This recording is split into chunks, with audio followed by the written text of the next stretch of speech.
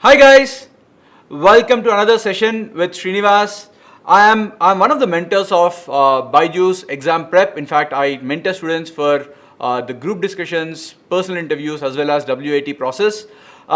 In today's session, I'm going to take you through all the three aspects, which is basically the GD-PI and WAT. So we are going to spend the next few minutes, probably it's going to be a lengthy session actually, probably about 50 minutes to 1 hour. So in this duration, we're going to look at what happens in each one of these three, which of these three is the most important, and what are the things which are to be expected in each one of these three areas, right? So let's start with the idea. So these three, that is the GD, PI and WAT, they make up the troika of the right to passage, the right to passage to the colleges that you dream of, right?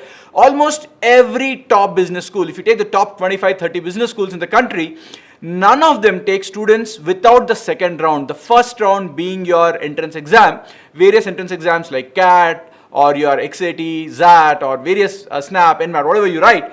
The second part has to be one of these. In fact, there are few other aspects which I'm not covering here, like an extempore which FMS has, or a group interview which an SPJN has, or a group assignment, or not assignment rather, a group task which symbiosis have. I'm not covering those, that will be taken in another session. But right now we are looking at these three, which is group discussion, personal interview and WAT as a process, right? So let's understand what these are, okay?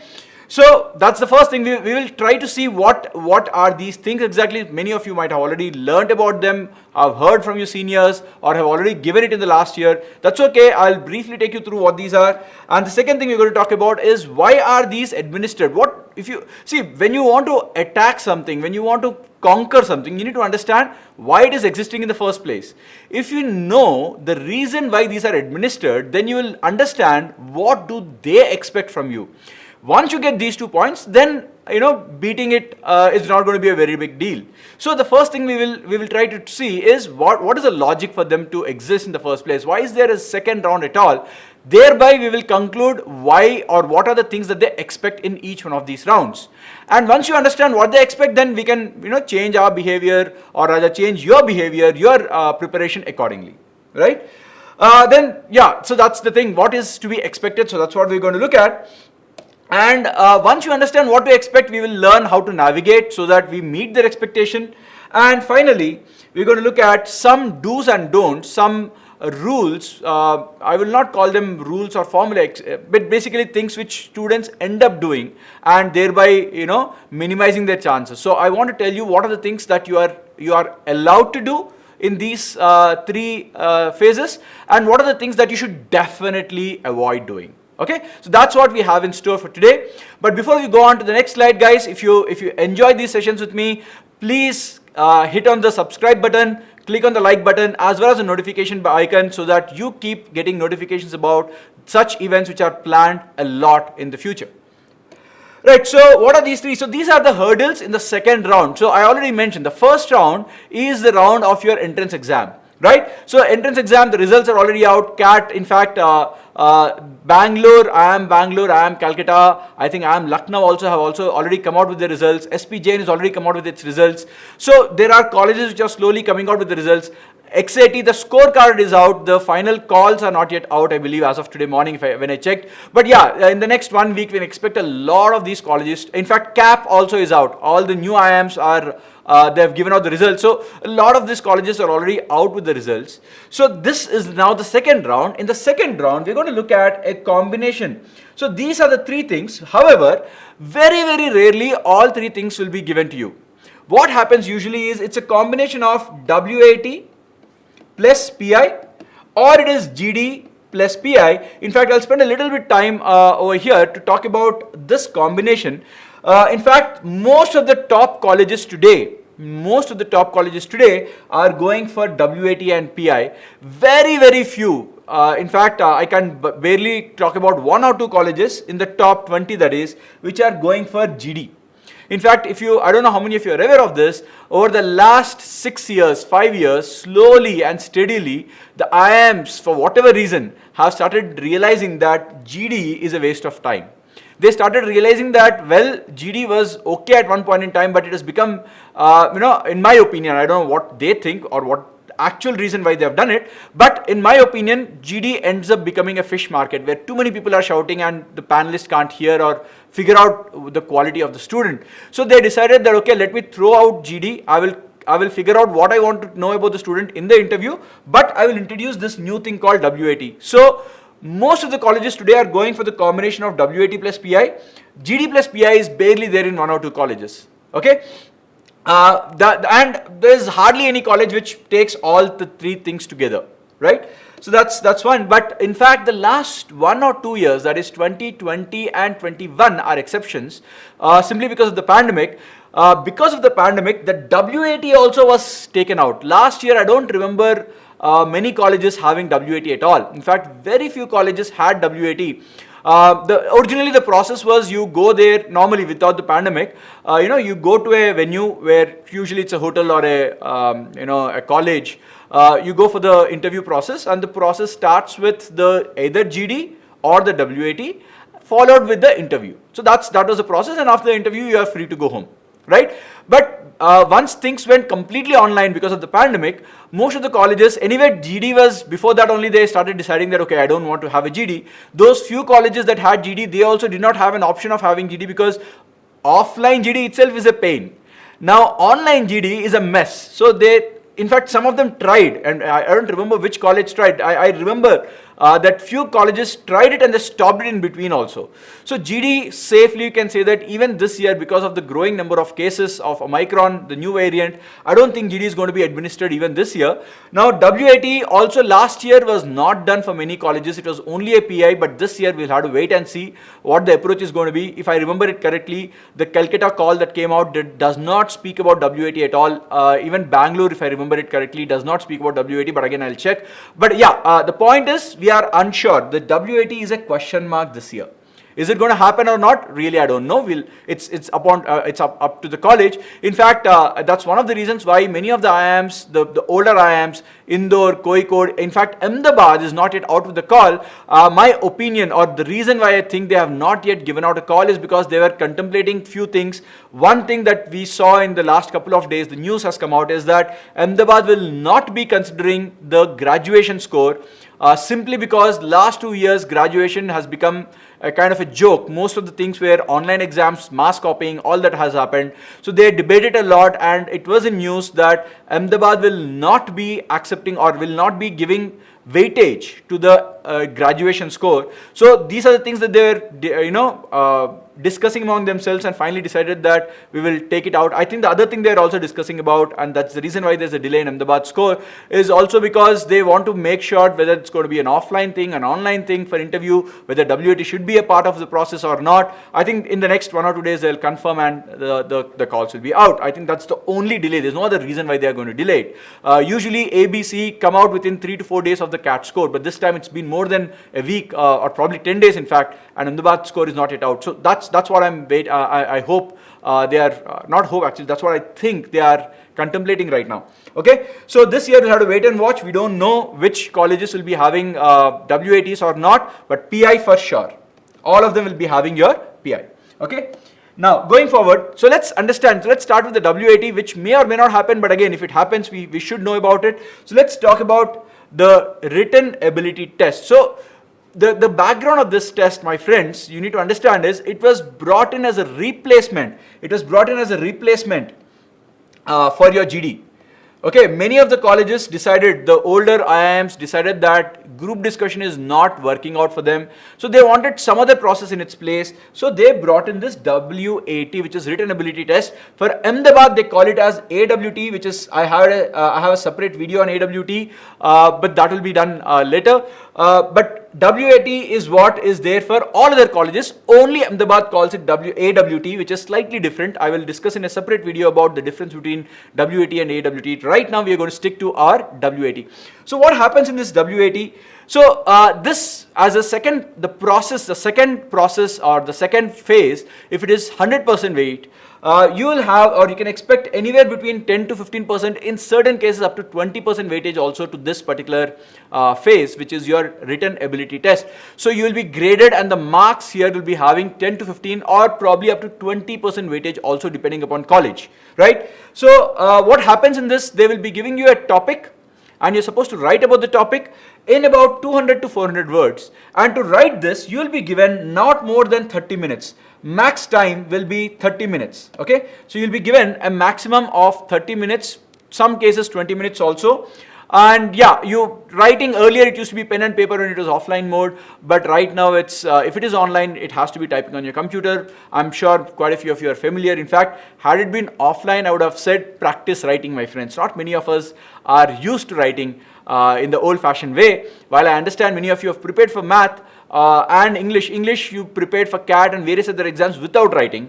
I'm sure of that. Whereas for math, you work out the solutions, but you don't write statements, full-length statements, worrying about your diction, worrying about your grammar. That was never taken care of. But right now, you have to worry about those things. So you have to make sure, you have to make sure that these things are taken care of. So usually it is administered before the interview. Okay, I'll tell you the reason why it is administered before the interview. And this is not, so what I'm saying is, certain cases I have observed this. What you write in this, the essay that you write here, there have been instances, remember, there have been few instances, I'm not saying it will happen to everyone, there have been few instances where this came up in the interview as a part of the discussion, what you have written, especially if you write something quirky, something very unique or something really annoying to them, they might pull it up and question, why did you write this? Or what is it that you meant by your writing in this? It has happened.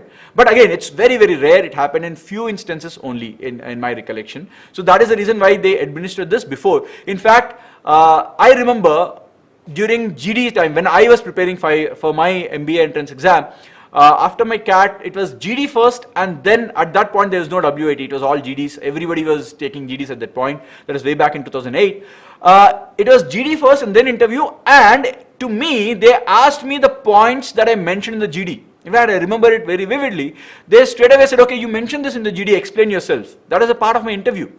So it happened to me. So I can say for sure that it has happened for others also, because there were a lot of my mentees who came back and said, but again, if you look at percentage wise, probably 1% of the students will be asked that.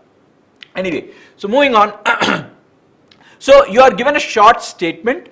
In fact, I have a list of such examples in the next 1 or 2 slides. So you don't have to wonder what kind of statements. I will put that in front of you. But usually it is a statement given to you, and you are supposed to write based on the issue or topic at hand. Okay. So the topic, that is the statement that is given to you, or the information or the piece of a small phrase which has been given to you, could be anywhere from current affairs which is happening, things which are happening right now. Or it could be from any of the social issues which have been there forever. For example, if you talk about reservations, it is a social issue which has been there for a very, very long time. You can always debate, should it be there, should it not be there. Doesn't matter whether you are for it or against it. But yeah, this is not something which can be called as a current affair. It is not recent. It has been there for a very long time. So such social issues, or women empowerment, or place or importance given to women in India, all these are issues which have been there for ages. So you can get anything from there. It could be from a topic called abstract also. It's very interesting. Abstract topics, there's no proper meaning to it. In fact, abstract topic used to be a part of the GDs also. It could be a part of your WAT also. And there's no right or wrong about abstract. Abstract topics, mostly you can have phrases like, okay, pen is actually not mightier than sword, or the other way around, the sword is actually mightier than pen. Now usually we know that pen is mightier than sword is a statement, but what if you have a statement which is given to you reverse? Does not mean that you have to justify the statement. You can stick to whatever you want, but it is a bit abstract, meaning you can try to justify the other way around also. When you say pen is mightier than the sword, it does not mean that you have to always say that brains is more than bronze. You can actually justify the other way around also, or both have to go hand in hand. Having only brains does not matter, because even if you look at the history of India, one of the greatest minds, Chanakya, could not do things on his own. He had to develop somebody called Chandragupta Maurya. Only then he could do what he wanted to do. So it's not just brain. So the whole idea is, yeah, you don't have to stick to the known convention in abstract topics. You can let your mind wander all around and come up to some kind of a meaningful conclusion. And of course, we can always have some idioms, phrases which are well known in English. like the ones that I just mentioned. In fact, that's an idiom. Well, those kind of questions can, or rather statements can come to you, and you're supposed to write 200 to 400 words. They usually mention the limit there, word limit there, the time limit will also be there. So you are supposed to mention or put your thoughts about the topic given to you within the time in those many words. Usually you are not supposed to rush into the topic. You can, while you have 20 or 30 minutes, that's a long time to write 400 or even 500 words. Please keep in mind, it's sufficient amount of time, which means you don't have to rush into writing the first statement the moment you get the topic. You can spend 4 or 5 minutes, jot down your points, form a structure. It has to be logically flowing. The structure has to be logical. It should not be random. Okay, so you can organize your thoughts, take your time, even 10 minutes. In fact, I have known students who spend 10 minutes organizing the thoughts, and the next 10 or 15 minutes they finish the essay. It's very much possible. So you don't have to worry about the time. You will have enough time, to type it out or write it out depending upon offline or online. But the most important part is you have to structure your thoughts here. Okay, so as I mentioned, 20 to 30 minutes to write your thoughts on it. So what do they expect? So these are the things that they expect for sure. Of course, content.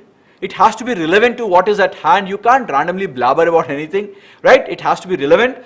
And when I'm talking about content, it's not just about relevancy, it's about meaningful sentences. It's about facts. If it is abstract, then not much about fact. But if it is social issue or if it is a current affair, facts do matter. So your justification of something or opposition of something should be backed by facts. Okay, so that's what I meant by content. So they want to see good content. Okay, so the second thing that they want to see is, based on the content, your thoughts have to be structured correctly. The flow of your ideas, that's what they want to see next.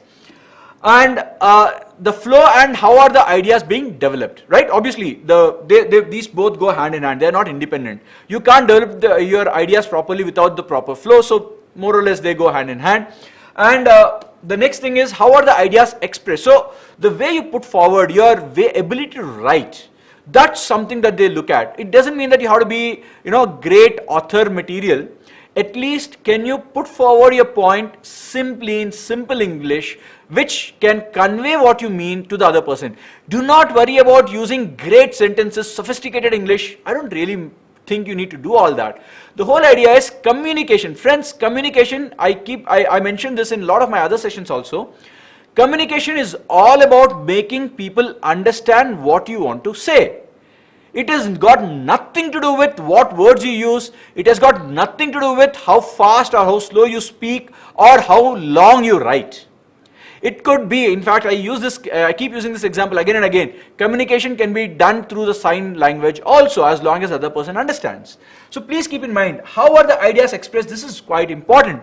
Keep it simple, keep it, use simple English so that you don't use grammatical errors, you don't make grammatical errors rather, and convey the idea correctly, right? And it is okay to have an opinion. So most of these topics, it's better that you have an opinion. You talk, it does not mean that you only bat on one side. When I'm saying you have an opinion, so let's say there's a topic given to you and you are for the topic. It does not mean that you only say why you are for again and again. You balance it out. Talk about there's no topic in this entire world where there's only positive. There are negatives also, or there is no topic where there's only negative. There is at least one or two positives. So highlight those. But if you want to show that you are for a topic, highlight the positives more. Yes, there are negatives, and say that look, the positives are more than the negatives, hence I am for this. Or the other way around. Don't just say that I believe this is right. Always back it up with structurally putting forward your points. Why do you think this is right? So put the 4 or 5 points and also say that yes, I understand that there are certain negatives about it. However, given the negatives and the positives, if I take them into perspective, I feel, and this is where the feeling comes in, I feel that the positives outweigh the negatives. But you have done your job of putting them in front of them. If the other person doesn't feel, that's okay, that's not your job. But at least you have put something in front of them. You're not randomly saying, okay, this is the way to go forward. Okay, so that's what you need to keep in mind. So how do you prepare? Now once you know what do they expect, so the preparation should be, obviously content is the key. So you have to be updated on the current affairs. If you are not reading up on what's happening in the world, at least in the country, then if the topic comes from the current affairs, you are dead. What do you write? If you don't understand what are the farm bills, or if you don't understand what is where the elections are happening today, I'm talking about, I don't think there's ever a topic going to come about elections, but yeah, various processes which are there in the country. If you don't understand these, what will you write when the topic comes based on that? So you have to, read up at least papers, 1 or 2 magazines daily, spending half an hour minimum, bare minimum, is a must on a newspaper. In fact, now that there's no more exam preparation, I would go ahead and say prepare at least or read at least 1 hour of paper every day, and take up 2 magazines in a week, and make sure that you finish 2 magazines in a week. Okay, this should be at least your work from your interview as well as your WAT perspective. Okay. And not just the facts. So yes, I said facts are important, but there's no point just dumping the facts in front of them. The facts have to be connected logically. Use the facts to the advantage to prove a point. Don't just say, okay, this happened this year, this happened that year, this happened. It doesn't make any sense. You have to connect them and build your story. The facts are a tool to prove what you want to say or to justify your stand. They are not the end points. They are just a means of getting the job done. The job is to convey to them why you feel certain things are supposed to be in a certain way, right? So you will use the facts. Please keep that in mind. Okay. Now this happens. These are the 2 points which I want you to look at. When you read a topic, you usually, when you read a newspaper, if it is not an opinion one, if it is not an opinion piece you're reading, you get facts. Okay, but facts are not enough. You have to form your opinion in these topics, whether it's a GD, which we get to later on, WAT, or even PI. For the discussion to happen, you need to have your own independent thinking. That can only happen when you take these facts and start, building which way are you leaning towards. The more you read, you will start realizing, okay, this is better than the other way. So start leaning towards the other way, but start leaning towards one of the 2 ways, whichever way it is, but play the devil's advocate. So the idea, what I mean by devil's advocate is, let us say that you have read about a topic. Let's say you're talking about reservations. Okay, you have read about some opinion which has come. You have read 2-3 other opinions, and slowly you're forming your own opinion. For let's say 5 reasons, you are saying that okay, reservation should continue to exist. Now you yourself take the other side and try to argue why should reservation not exist, and try to defend your points. Do it yourself without any other person. So your job is, you will win if you can prove yourself wrong. Your justification, if you are able to shatter your justification of the initial opinion that you created, then you are winning the game. Either way, both ways, you'll only win, right? Because you're only arguing against yourself. But the whole exercise will make you stand up to the points for close scrutiny, the way your own mind is trying to beat you. That's one way of preparing all by yourself. But if you have a group of friends who are preparing together, then you can, take up a stand where, okay, now try to argue against what I said, and I'll do the same thing to you, so that we both build up points and try to see how to defend our points also. So if you have many friends, that's good. If you are all alone, you can do it yourself also. But this is a must. Reading only facts is not important, guys. Reading facts is important, then forming your ideas is even more important. So please keep that in mind. Okay, and now once you start forming this opinion, I would suggest at least write or type 1 topic per day. You have to, at the end of the day, type it out or write it, right? So having all that in your mind is of no use if you're not able to put it forward in writing. And when you start writing, you'll realize that writing is not an easy thing. Writing coherently is even more difficult. So you will start realizing when you do the first 2 or 3 essays or your WATs that there is a learning thing that will happen. I will not say it is difficult, but yeah, it is not very easy also. At least the first 3-4 you'll take a lot of time to write it correctly, but after the 5th or 6th you will start realizing that okay, now I got the hang of it. Okay, so it's like you fall down once or twice while riding a bicycle. It's not very difficult. You can always learn in 2 or 3 days. But yes, it will take you the 2 or 3 days to get to that point. Please keep that in mind. Don't say that okay, I have done everything in my head, let me go directly and write it in the exam or in the WAT. It will not happen. Just like you going and writing the actual CAT or ZAT without taking mocks. When that does not happen, the same logic can be extended here also. Okay, so please practice. Now I have some of the WAT topics here. I will not talk too much about it. These are just for your information. I will just put these points. You can probably take a screenshot or in fact you can Google it up. There are enough websites which are coming up with these topics. These are all actual topics. You don't have to worry about whether they're true or false. I have checked them. These are fine. So these are topics which have been given by various colleges. I have mentioned the colleges and the names of the colleges also. That's fine. So I'll not spend too much of time here. Once I show the entire screen, if you guys are interested, you can probably take a screenshot at this point and practice these topics. Go, search for many more topics. You can just search WAT topics in 2021 or 2020. You'll have a plethora of topics out there. So don't worry about having enough topics. You have enough topics in front of you. Okay.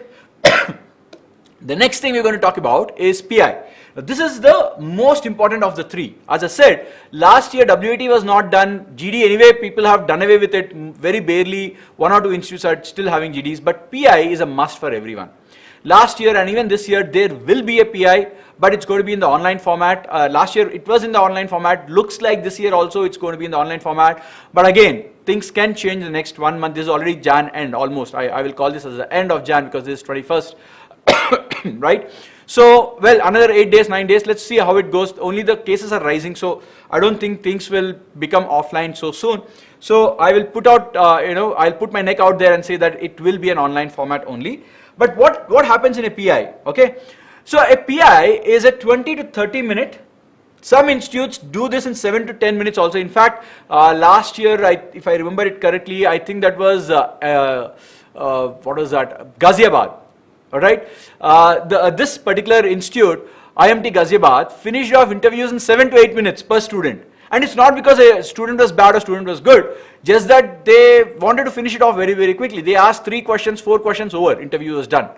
Now, you might argue, why are they even doing it? Well, that's their task to worry about. That's not my task to worry about. But yes, it does happen very shortly. But again, not many institutes do that. Usually, the timeline is 20 to 30 minutes. Now, I say usually there are a few points that you have to keep in mind. If it is the beginning of the day, now this again, usual trend does not mean that this is always going to happen. The beginning of the day at, let's say the first interview is at 10 a.m. or 9:30 a.m., whatever it is. Normally the tendency is they are also fresh. They're like, yes, let's start talking to the student. And if you happen to be slightly interesting also, because they are fresh, this can extend up to 35 to 40 minutes also. Don't panic, it can happen. Then they will realize, oh shit, I spent so much of time with a student, I will cut down the remaining interviews by 2 to 3 minutes. It usually happens. And the worst case for interview is in the afternoon. Afternoon, after lunch, they could be, kind of, I'll not say drowsy, but yeah, you all know what happens when you have lunch, you want to interact with the student, or at, let's say 5 p.m. or, I'm like, okay, last 2 interviews, let me finish and get out. Now, these are the dangerous times. The reason why they're dangerous is because if you can't impress them, they're already tired. Remember, they have been taking these interviews since 10 o'clock in the morning with barely half an hour of break. So if I have been talking to students for the last 7 hours and I have 2 more students to go, I am just looking forward to finishing off one going. Now you can't blame me. I'm at the end of the day, while I'm a professor, I hold your life, I'm still human. So I have my own problems. So you can't expect me to be like a robot and be perfect in trying to judge you. So I will kind of say, okay, let me finish it off very quickly. So that is where the problem comes at this 5 p.m., 5:30 p.m. interviews. And if you are just an average candidate at that point, you will not even register in their minds. The bottom line of every interview is, think of it like this, your agenda, your 20-minute to 30-minute task is after the end of the day, they should recollect, okay, Srinivas was there, he was a good candidate. Whatever your name is. My name is Srinivas, I use that name. So yes, XYZ was there, he was a good candidate. That should be your agenda. You should be able to, and I'll talk about how to impress them or not to impress them, but to make sure that they remember you for the good things, not for the bad things, right? So yes, so that should be the agenda. So if that is the case, and 5 o'clock they are tired and you are not putting your energy there, well, you will not be remembered at all. So these are the times you have to be extra careful to be more energetic. You have to bring in the energy. You have to wake them up. not literally, but at least figuratively, saying that, okay, by the enthusiasm from your side, the energy that you put forward to speak, all of this should try to make them reinvigorated and say, okay, this guy is good, let me spend some time with him. So that's what happens. Morning guys don't have to do it because they're anyway fresh, it's okay. But afternoon guys, you have to be careful about it because this could be detrimental to you. Okay. Anyway, so what happens there? There'll be 2 to 3 panelists, and of course you will be sitting. Usually there'll be 2 panelists. Sometimes there'll be 3 panelists. For example, if you look at IIM Calcutta, Calcutta has 2 profs, and Calcutta will have +1 always. They'll have one alumni. 10-15 years alum will be taken, probably more than that also. But yeah, they invite alums to go and be a part of the panel. And these 3 gentlemen together, or women for that matter, together will conduct the interview. Otherwise, like Indore and others, usually it's only 2 members. So it depends upon the college. And usually it is done after the WAT and GD. I already mentioned the reason why it is done after GD and WAT. And the weightage is the most important part. It's 40 to 60% weightage depending upon college to college. So interviews are the single most important thing that you can worry about right now. The second being your WAT. All others are already there. You can't worry. There's no point worrying about it. Your CAT score is already done. There's no point worrying about it. Many of you might be thinking, is my CAT score good enough? Guys, good enough, not good enough, you got a call. So stop worrying about it. Worry about the 2 things which are in your hand. Your graduation score is not in your hand anymore. Whatever score is there, it is there. Your 10th and 12th is not in your hand anymore. Whatever is there is already there. Similarly with your CAT score, work experience, academic diversity, your gender diversity, you're born a male, you can't do anything about it.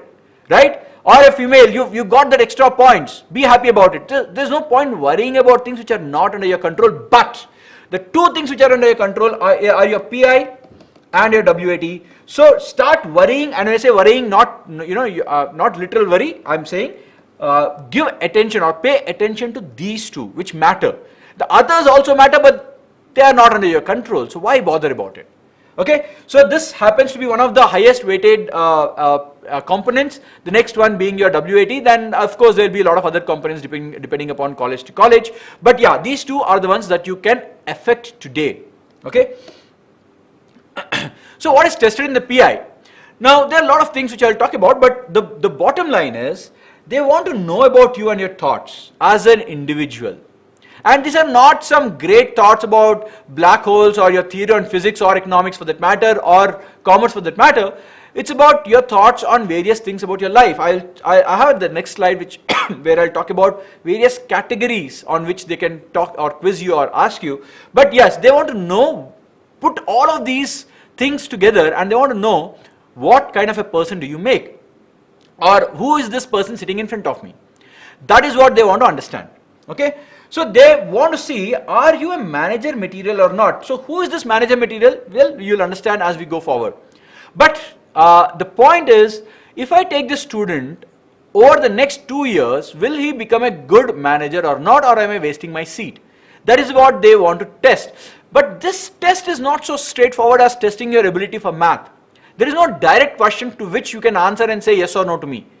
So this thing of understanding whether you're a manager material or not, it is having proxies. There is no direct question that can address this. So they have about 6 or 7 areas, or probably more than that also, which not all areas will be tested, but yes, they can ask you questions about these topics or these areas and try to judge whether you are this kind of a person or not.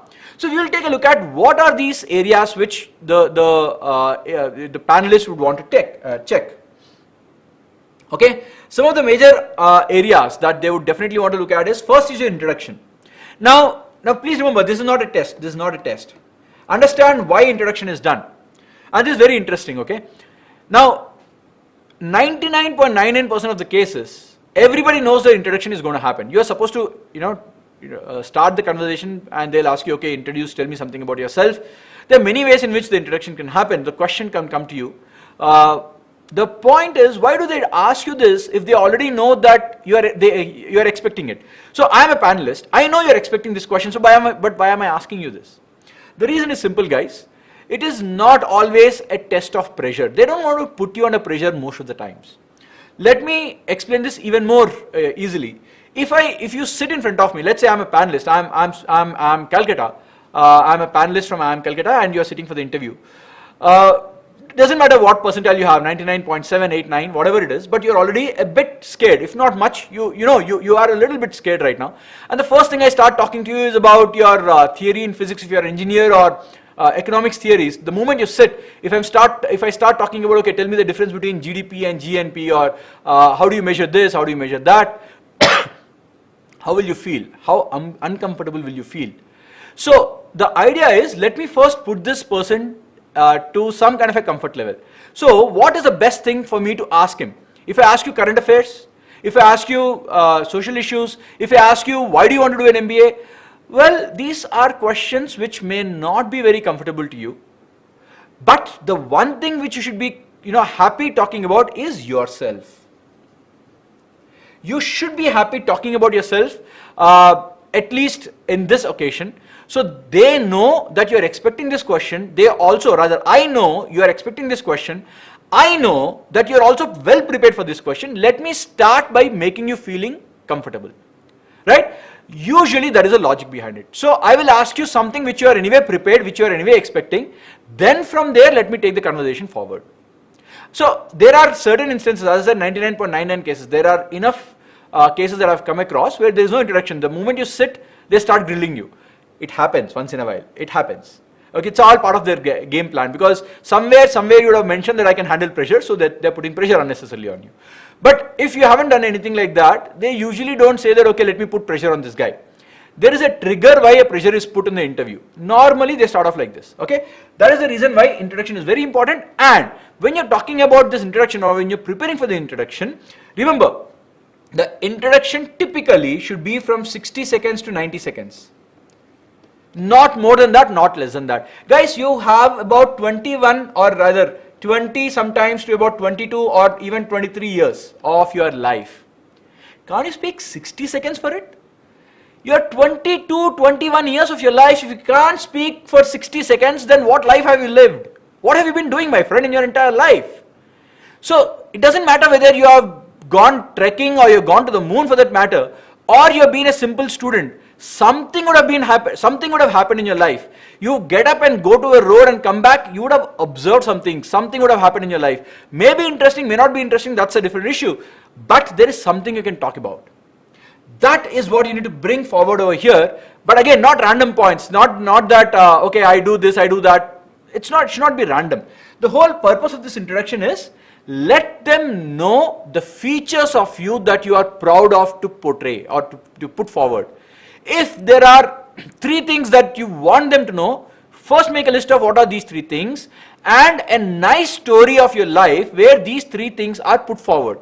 For example, I am a person who likes competition. I am a person who likes playing a lot of competitive games. In fact, I like competition because I was a gamer, and I'm still a gamer. In fact, I play a lot of games even today.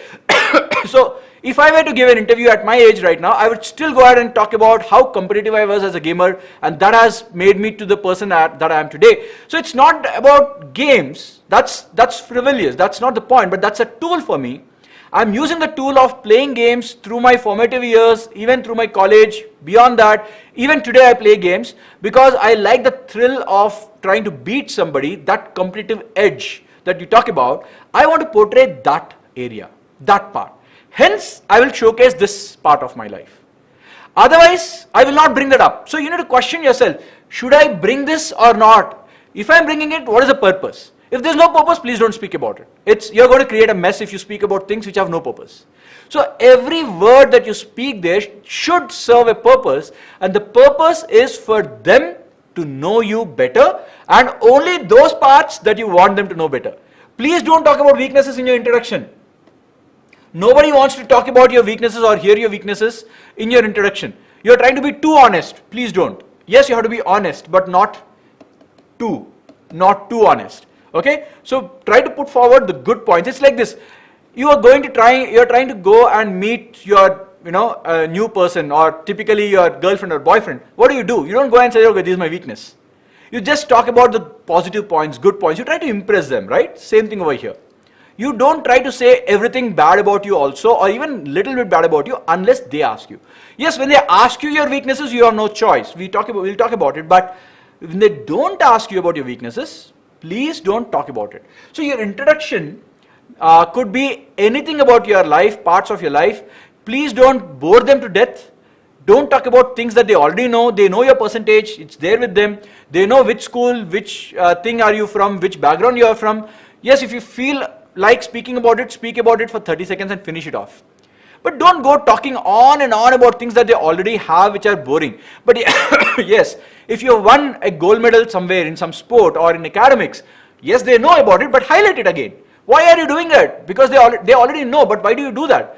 You do that because you want to first reiterate that I am a good athlete or a good sportsman or I am a good student academically.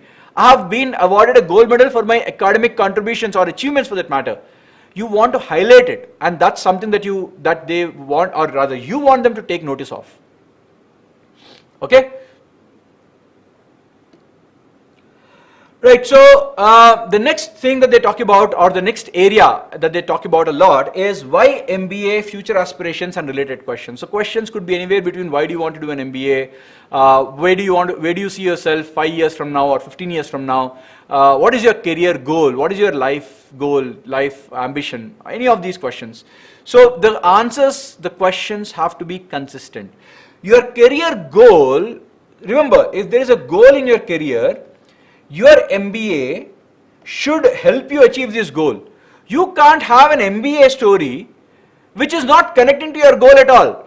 Then why are you wasting 2 years and 20 lakhs or 18 lakhs of your money if your MBA is not going to help your goal? Right? So please make sure that your answers are consistent. And I'm not getting too much into how do you answer these questions, because if I start doing that, that will become another session of 1 hour. So we'll probably have a separate session on how to handle these questions.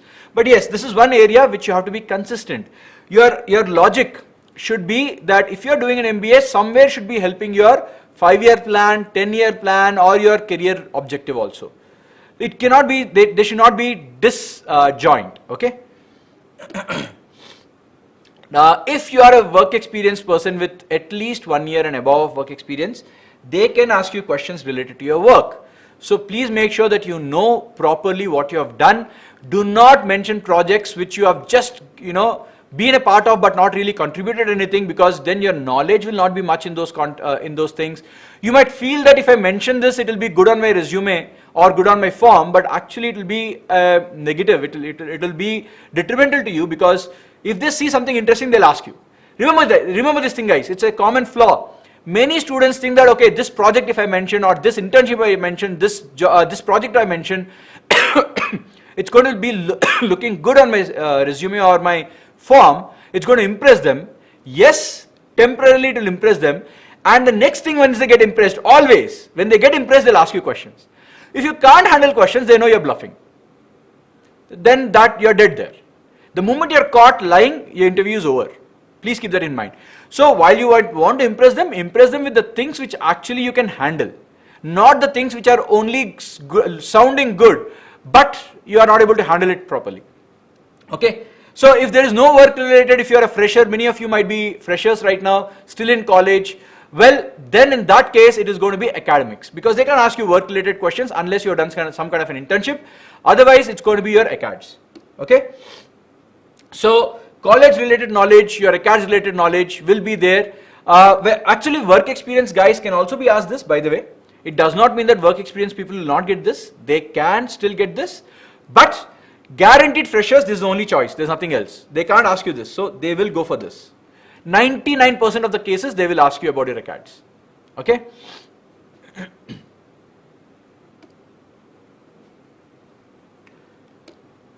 Right.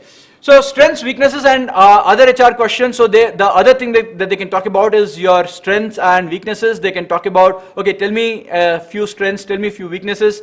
Typically what happens is, when you're talking about strengths, you're supposed to talk about 2 or 3 good parts about you with examples.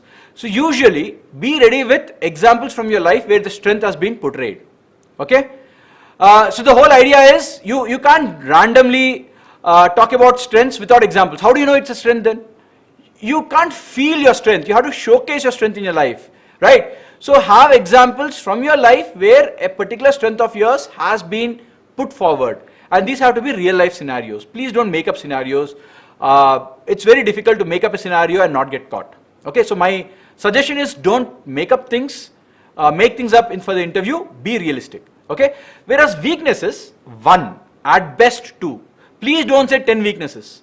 Your weaknesses should be 1 or at best 2.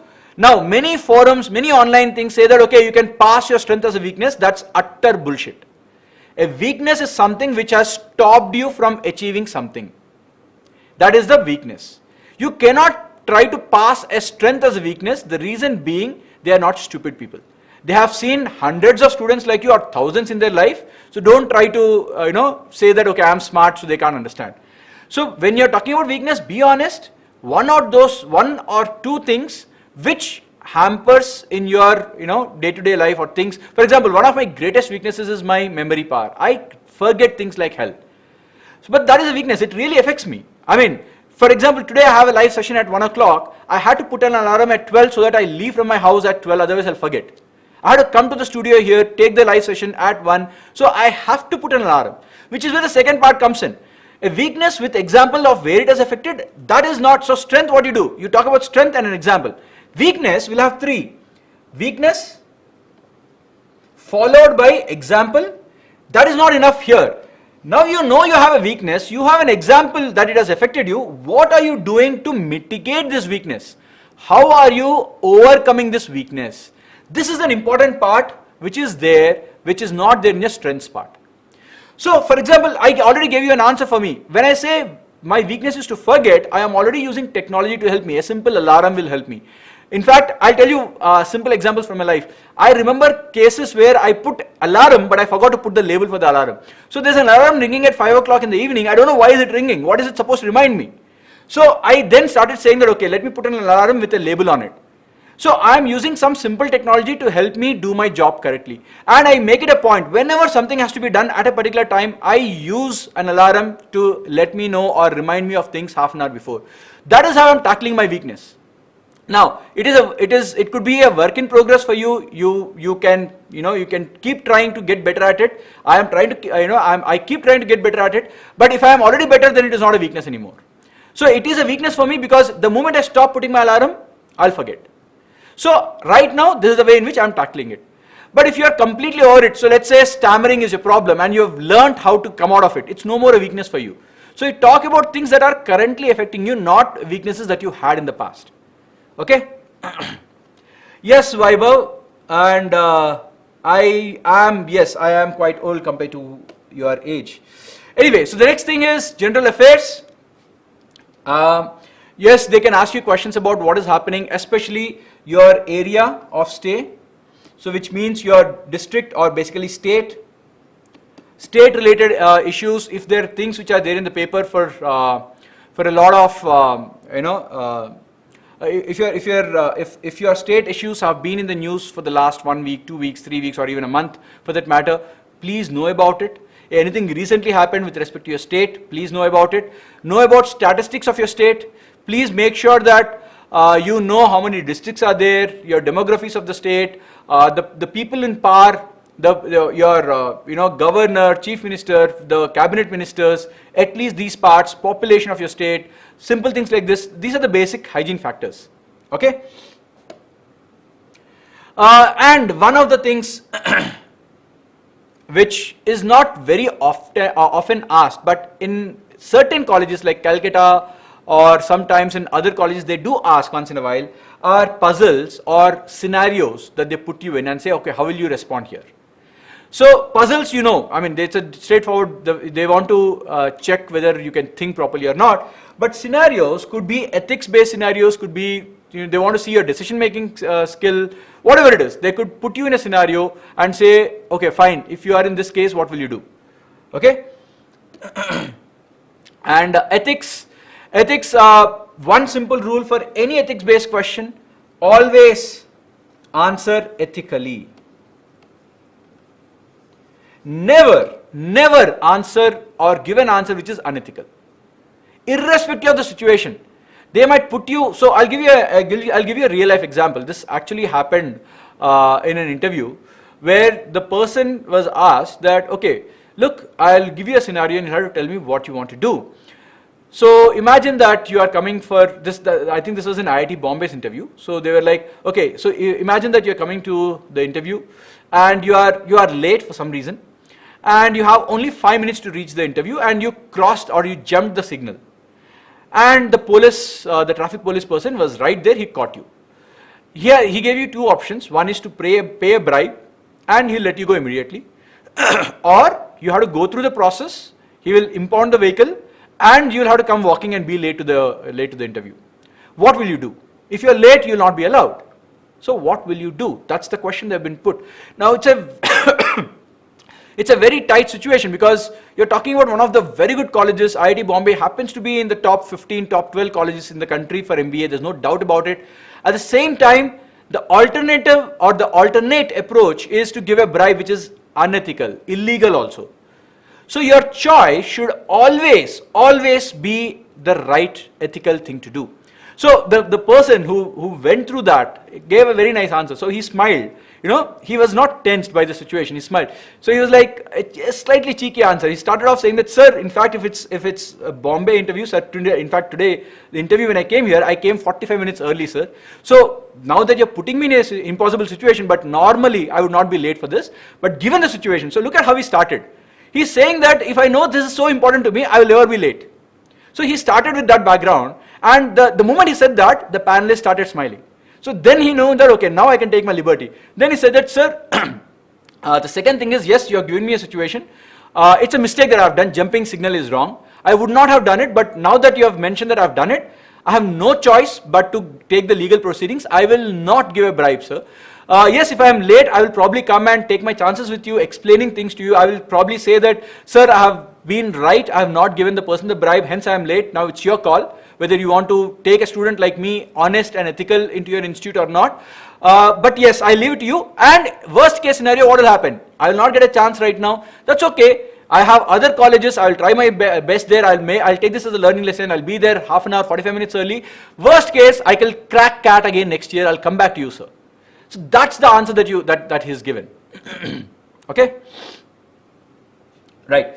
So that's, you need to make sure that your answers take care of your ethics. You never, even though they're pushing you into a corner, try to come out of it. Do not make any unethical answers or make any unethical statements. Okay? Somebody was asking what are the other HR questions that they can ask. Okay, so other HR questions could be anywhere, something like this. What do you think, I'm giving you a few questions which have come in the last few years. What is the difference between a manager and a leader? Who do you think is more important, managers or leaders? Or what do you think is more important, money or success, or both go hand in hand? Or what do you think is more important, happiness or money? Any of these things, kind of questions. Or do you think success is the only thing in life that matters, or happiness also, or they cannot, both of them can't be happening together? Typical HR questions. Okay, they can go it, but they don't go too much into depth. This is something that they look at. But yeah, depending, again, you need to understand, guys, why will they ask you these questions? It is something would have pointed, something from your form would have pointed them in the direction.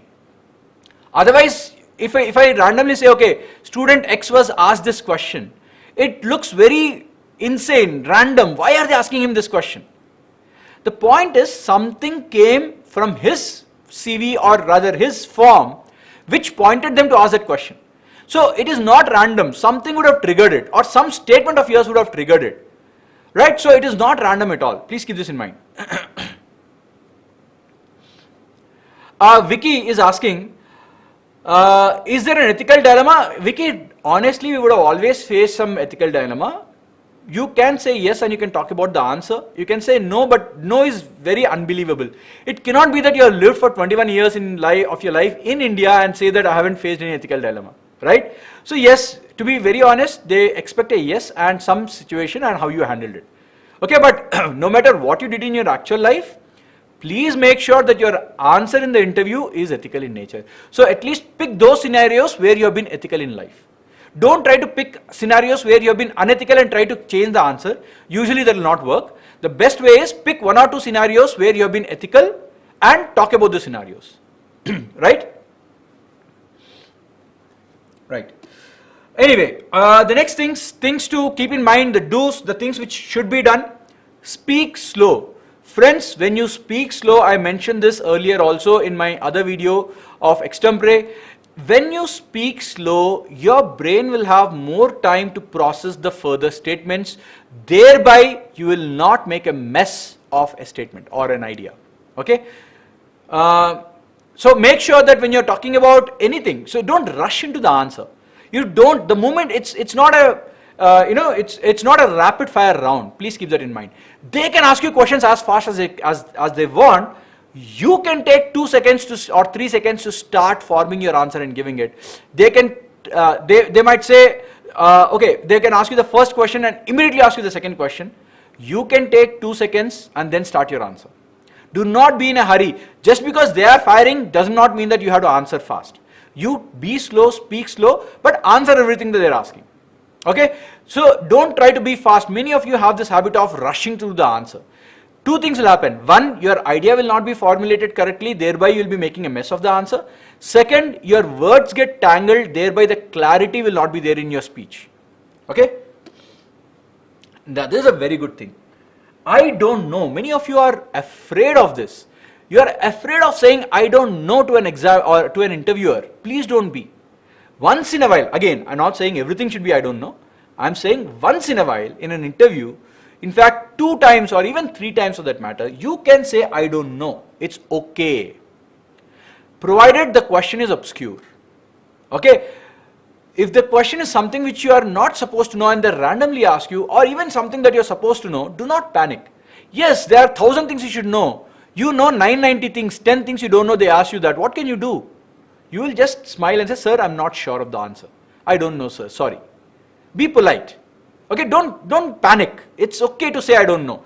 I remember this, I counted this. 4 times I said I don't know in my interview and I yet got selected.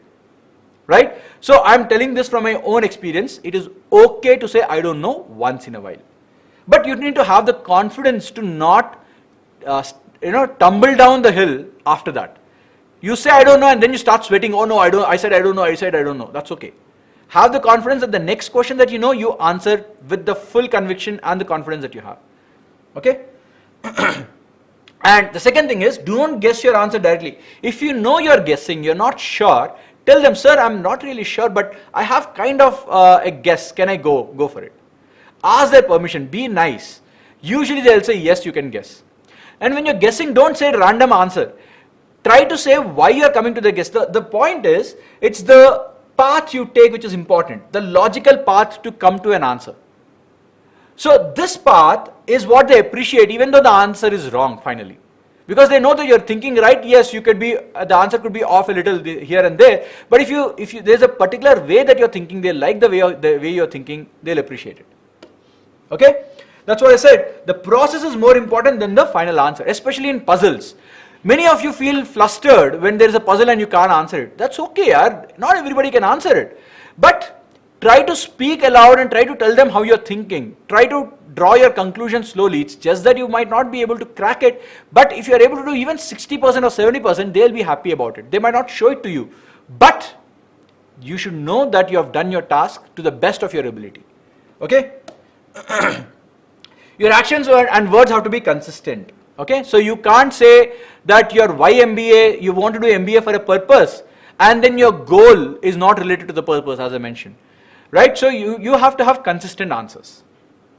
Okay, now be honest to the extent possible. Now this is important. I said extent possible. Now why am I saying this? Now when I say be honest, in true meaning of honesty, you should divulge everything. You don't have to in an interview. You will suppress the facts which are not helping you. You will highlight the facts which are helping you. That is where the extent possible comes in. Okay, if you feel that something is negative for you, or for example, many of you have this, sir, I have a family business, but I have not been a part of the business. So should I mention this in the introduction that my father is a businessman and we have our own company? Please don't. Suppress the fact. Say that your father is working in so and so company. You can use your own company's name, but you don't have to say that you own it. Because the moment you say that you own it, there will be questions coming based on the company, and if you have not been a part of the company, it looks bad. Because you are an MBA, wannabe MBA, not taking interest in a business that you're owning. Something wrong with it, right? So these things you can suppress.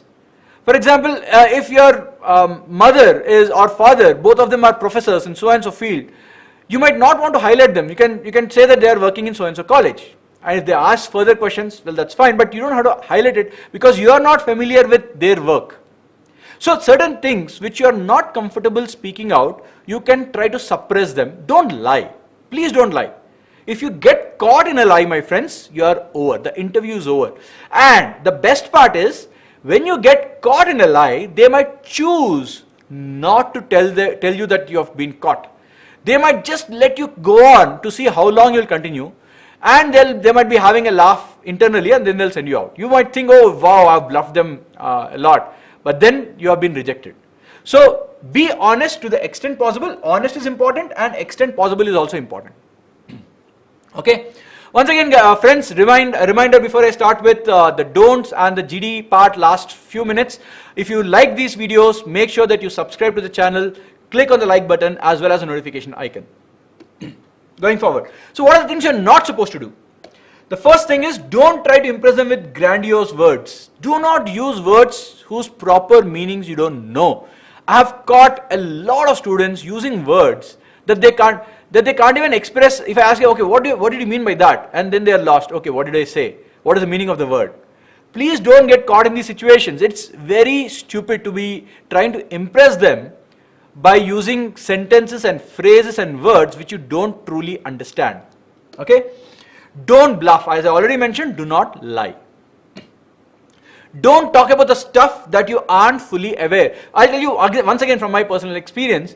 So I'm sure all of you know what are Google ads by now. They are most of you are familiar. YouTube ads, online advertisement is you are very familiar. But way back in 2006, 2007, that is when Google advertisements were being introduced into the Indian market. I was a person who used to handle in one of the marketing companies before my MBA. I got into a marketing company which used to handle Google ads, which was very new to many of the people. In fact, we were telling big brands that you should use this advertisement. It is good. This is a different way. Don't spend money on your TV and your newspapers. Try to spend money on Google. So we are doing that. So I was of the opinion that, okay, this is very new. Professors might not know too much about it. And luckily, one of my mentors gave me the same advice that I'm giving you. Please make sure that you don't talk about things or don't assume that the professor sitting in front of you does not understand things. That's a golden advice he gave me, and I stuck to that. And the conversation came where they started talking about digital marketing, and I was talking about it, and I was like, okay, what will these people know? Old people, they might not know about technology. And I was about to bluff. Then I remembered, okay, my prof said, stay simple. If you don't know, say you don't know. I honestly said, sir, I'm not aware. I just started working in the last 7-8 months. To my surprise, guess who walks in to my college when I got selected? The professor who sat in front of me for the interview was a person who was teaching us digital marketing. That happens in your real life, and that happened in my real life. And that was when I thought, wow, I just heard my mentor once, he saved my interview. Because if I had bluffed it, that person teaches that damn subject which I'm talking about, and I was thinking of bluffing him. Please don't do that, okay? So don't talk about stuff that you're not fully aware of, and don't be under the impression that they don't know. Okay, you might be something great in your hobby, and you might think, okay, it's an obscure hobby, people might not know about it.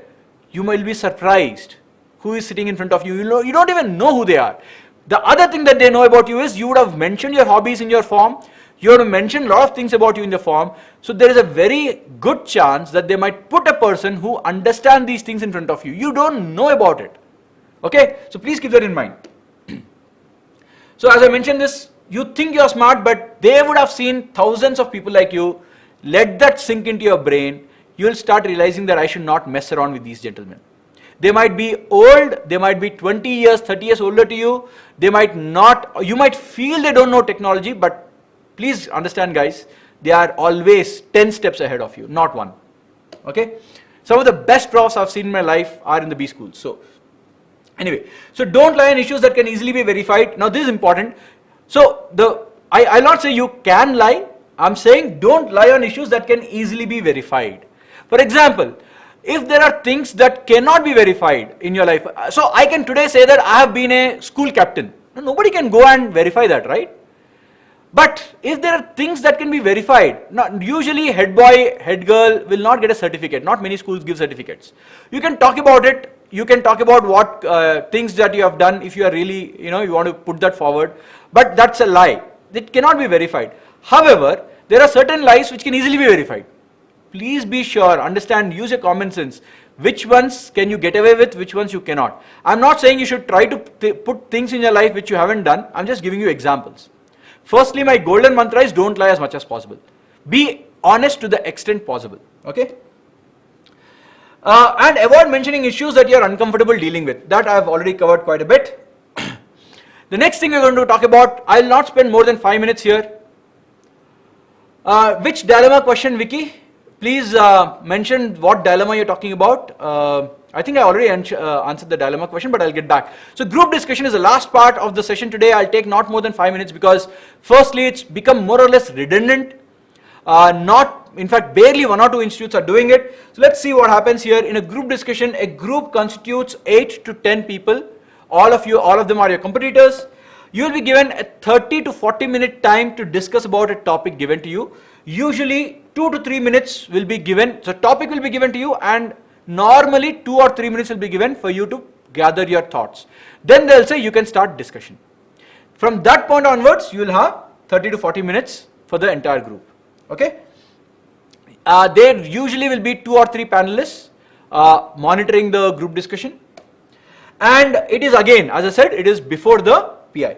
Now the weightage for it can be anywhere between 15 to 20% of the weightage. Usually this and WAT will have kind of similar weightage because GD has been replaced by your WAT, so that's the whole idea. Most of the top colleges, as I mentioned, has already done away with it. Almost none had it last year because of the pandemic. I don't expect GDs to be happening even this year because of the pandemic, but in case it is happening, well, this 5 minutes will help you. Okay? So what is tested? Well, a lot of things are tested. First thing, content is the king. When the topic has been given to you, you can't blabber. You have to talk about the topic at hand. So content is a must, just like your WAT. Okay? So here also content matters a lot. But here, the other things that actually matter are ability to communicate, and communication is about conveying your idea and how easily, lucid, clear are your ideas.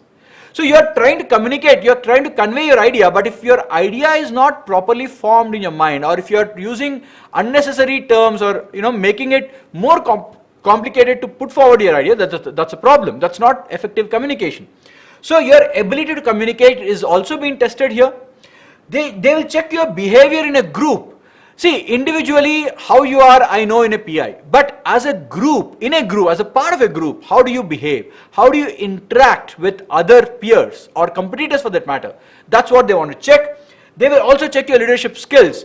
Can you be a person who can control the group? If the group is going haywire, if people are arguing randomly, are you a person who can bring it back into some kind of a, some semblance of sanity into the group? Okay, that's what they want to check.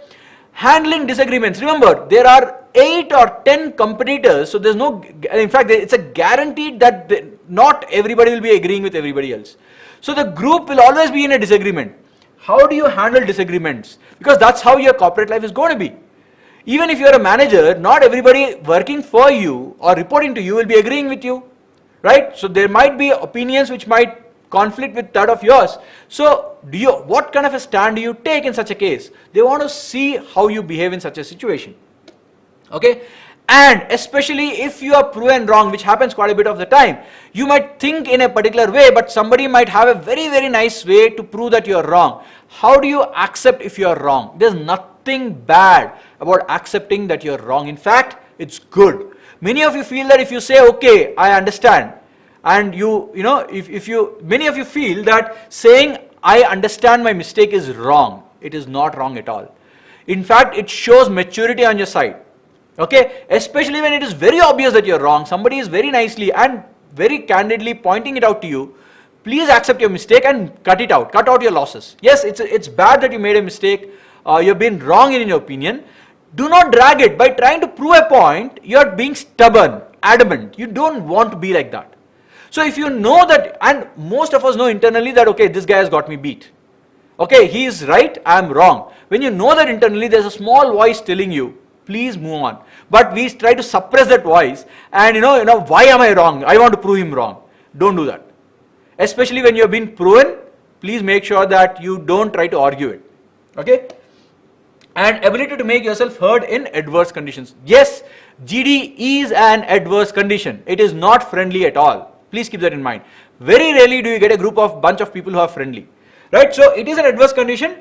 Your ability to make yourself heard, and it's not about shouting.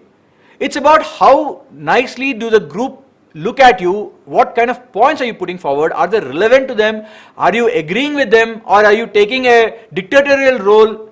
Nobody likes a dictator, right? If you shout once, they'll probably suddenly keep quiet, who is this shouting for a second. Then they'll realize you're a madman, they'll stop listening to you. Right? So it's not about shouting at all. So how do you bring this group under your control, if not under your control, at least to make them, kind of respond to you.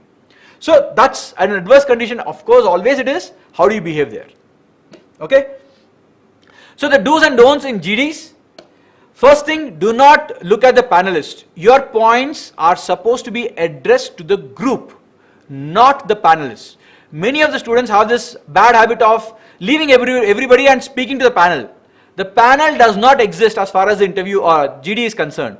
It is the group you're supposed to convey your ideas to, so only you make sure that you look around. If you're in the corner, make sure that you're addressing everybody else. If you're in the center, look to the right and the left. Basically, make sure that you are not leaving anybody out. You are a leader. You want to be a leader, right? You want to address everyone, take everyone together and move forward.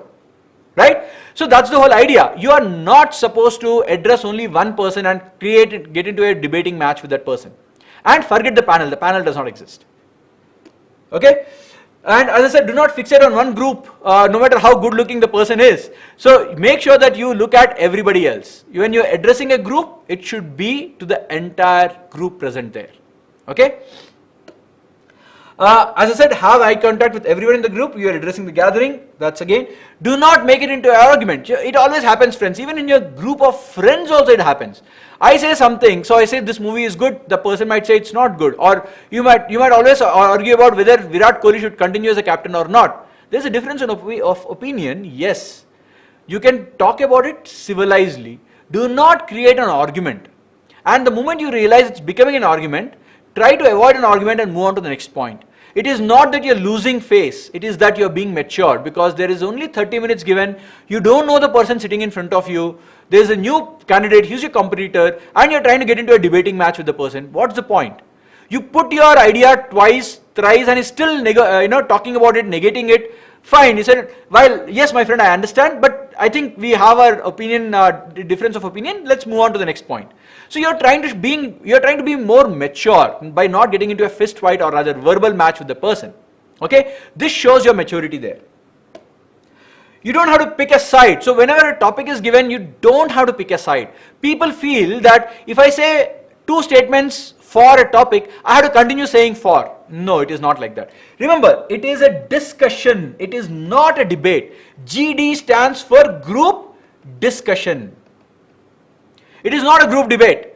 If it is a debate, you're supposed to pick a side and talk about your side, argue about your side. It's a discussion. A discussion means pros and cons, weighing them both. A discussion cannot happen if you're only on one side. Right? So as a group, have no problem switching from positive to negative. So when I'm saying switching, it's not that you're supporting. Don't say I support this. The moment you say I support, then you're in a problem. Put forward a point, 2 points positives, 3 points positive, 1 or 2 points negative. It's okay. Do not make the statements, yes, I agree. Yes, I agree with this statement. The moment you say yes, I agree, you're already taking a stand, you're creating a debate. So avoid the words, I understand, I agree, I truly support this. All these are statements which is making this discussion into a debate. You don't want to make it into a debate. When you say that yes, and I understand this point, see, this is a positive point. However, this is also a negative point. When you're bringing out positives and negatives, people will understand that you're trying to put forward the pros and cons. So they will not say that okay, they will not treat you as an enemy. When will they treat you as an enemy? If I am against it, you're for it, you're my enemy.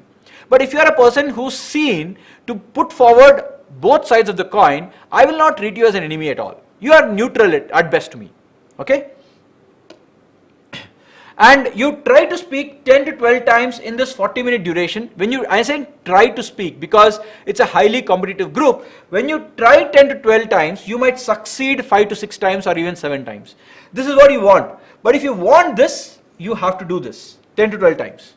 If you don't try so many times, see, remember, every time you try to speak, it's not that you'll get a chance. Somebody will cut you off. So if you try 13 times, 12 times, you might get cut off 4 or 5 times. You will end up with 7 times or 6 times. But if you try only 6 or 7 times, you will end up actually speaking only 1 or 2 times, which is not good enough. In a 30 to 40 minute discussion, minimum 7 times you have to speak. It's a thumb rule I give all my students. 7 times entry points you have to speak. Now, how do you speak? What do you speak in these 7 points? So I have a very nice, you are not supposed to repeat the point. So how are you going to get this new point, 7 new points or 8 new points to speak? I have 2 ways. In fact, one is a very good way. One is called as a spelt approach. It's a very simple, it's not a great formula. Spelt is an acronym for simple things. Social. Think of the topic from the social angle. For example, if I talk about education for profit should be banned. So let's take a simple example. Education for profit should be banned. Now don't say yes or no in this. Start thinking about the social implication of it.